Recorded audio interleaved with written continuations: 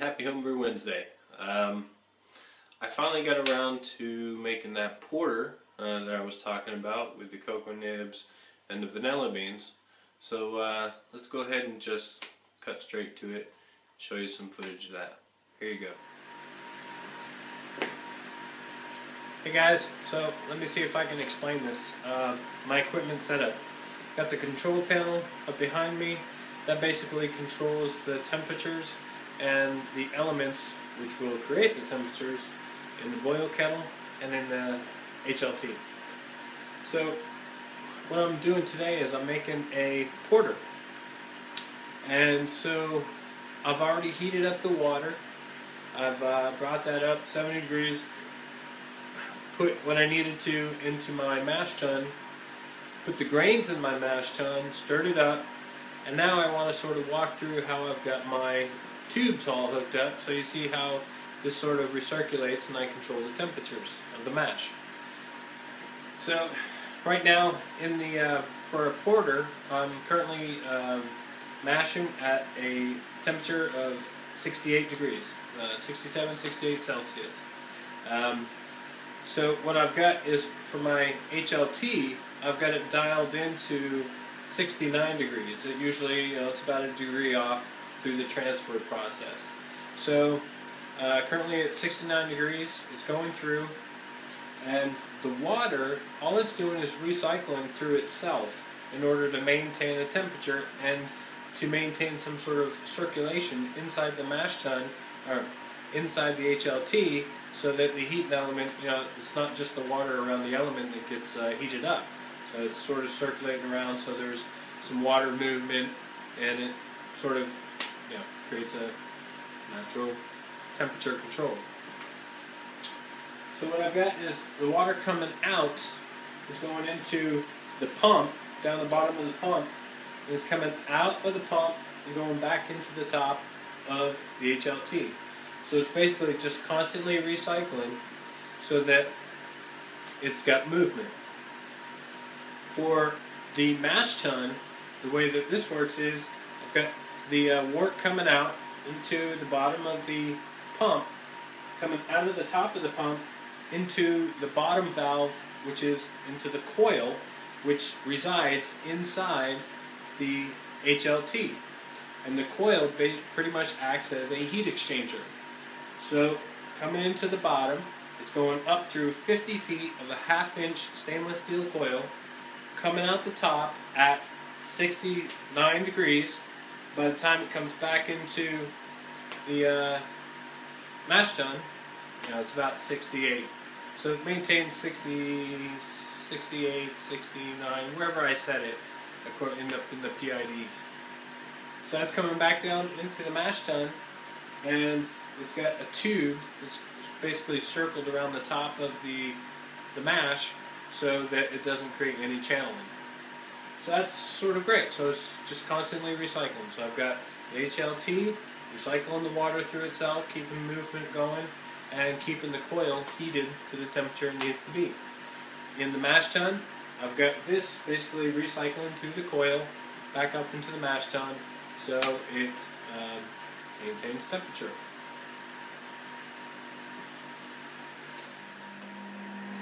Alright, so just to give you a look inside the kettle so you see what I'm talking about the coils. There's the coil inside, and it's going out the bottom dip tube, going through the pumps, and then coming in back here at the top. You can kind of see there's a bit of a whirlpool effect going on there with the valve coming in at the angle there. And then that makes sure that the water continues to recycle so that it doesn't remain stale and only gets hot around the element. So the entire volume gets the same temperature. In the mash tun, where it comes back up in through the tube to recycle, you got that tube going down around, and I've got it lit up over here over the top of the temperature gauge, and it just constantly recycles so there's no channeling in the mash. Every now and then I'll stir it up And because I'm doing a constant fly sparge, it clears right up. So when I'm ready to go and put that into the boil kettle, it'll already be clear. We see the control panel. See I've currently 50 minutes into my mash. My HLT is at 60, set for 69. It's currently at 68, and the mash tun is holding steady at 68. Yeah, I've got both the pumps working. This pump is controlling the water flow, recycle, and this pump is controlling the recycle of the wort. Okay, so now once it's time to transfer the wort into the boil kettle, I've changed my hoses a little bit now. I've taken off the recycle input from the HLT,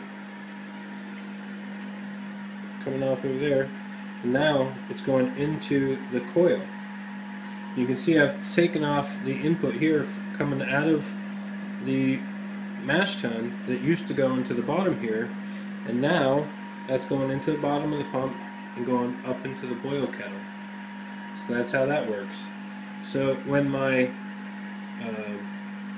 mash tun, when the water drops down to just above the grain bed, I'll start to pump the water out of the HLT up through the coil and push the rest of that wort out back into the mash tun, and then that way I can continue to collect the sweet wort into my boil kettle.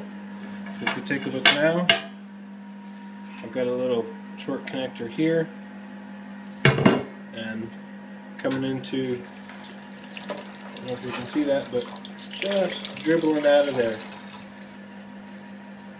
See if I can get some more light. There we go, that's a little bit better. So now you can see the sweet wort coming down out of the hose, just sort of dribbling into the boil kettle, and letting that slowly collect.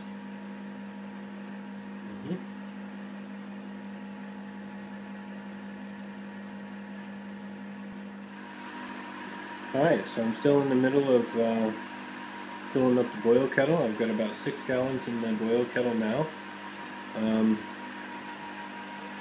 The water coming through is pushing in, and I'm keeping just a light coating over the grain bed. You can see it coming out over there.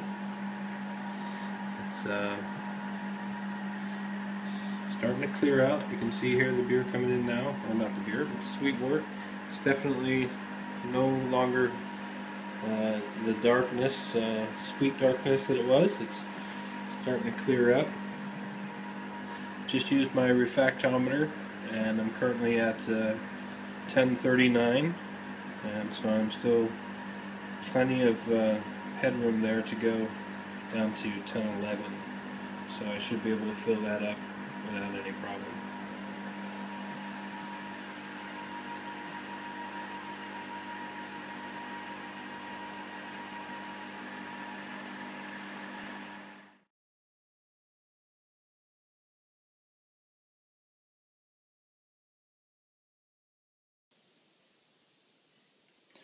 Alright, so here's the chopped up vanilla beans.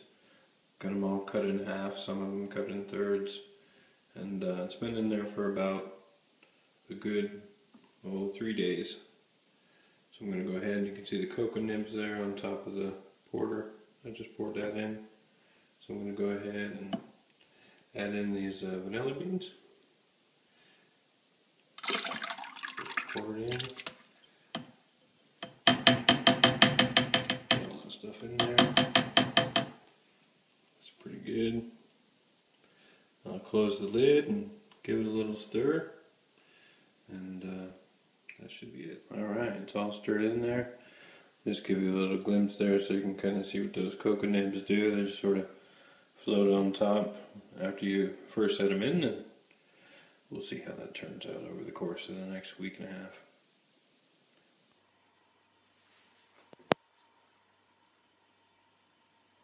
Okay, so it has been a couple weeks. You see I just put it in the fermenter after 15 days. I got the recipe up on Hopville. I'll go ahead and include that in the description down below. And yeah, last Friday I had a colleague fly to New York. Actually, he came back last Friday.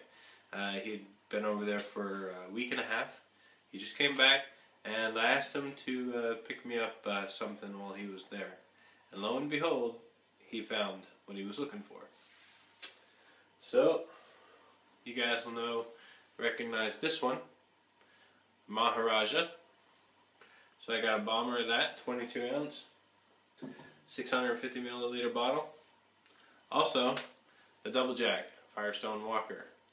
So, I'm going to go ahead and enjoy one of those. Which one should I choose?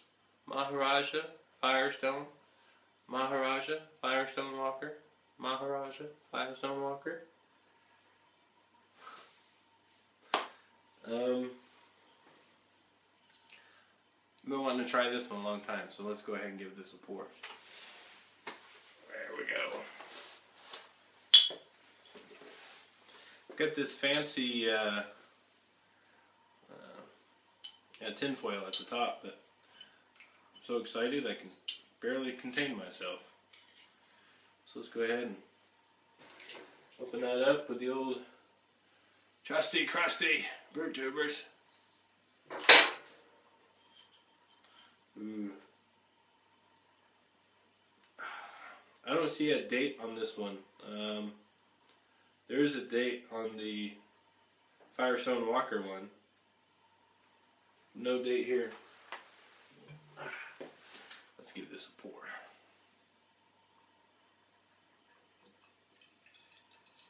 It's nice and clear, not bottle conditioned. Wow. Look at that. This is perfect. Oh man. You see that? Nice carbonation. Nice head. That's just perfect. Wow. There's a nice snowstorm coming up from there. If you guys can see it. Look at that. That's pretty good.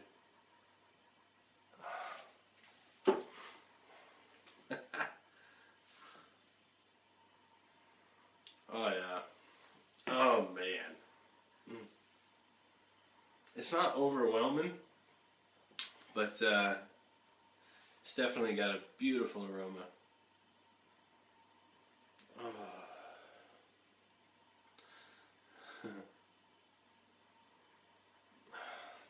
Citrusy, tropical.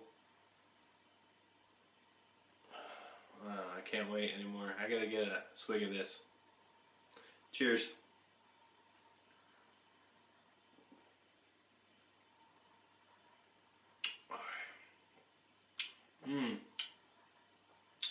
Perfect. Oh. Oh. So that's what it's supposed to taste like.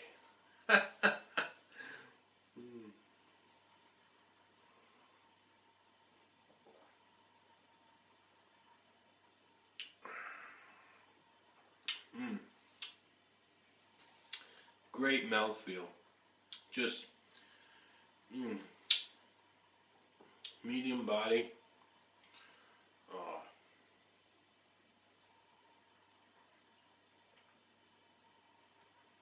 Crisp. Tangerine, orange, citrus.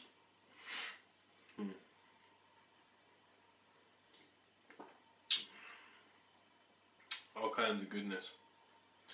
Well, I'm going to go ahead and enjoy this a little longer. I don't know when I'm going to be doing the Firestone Walker one.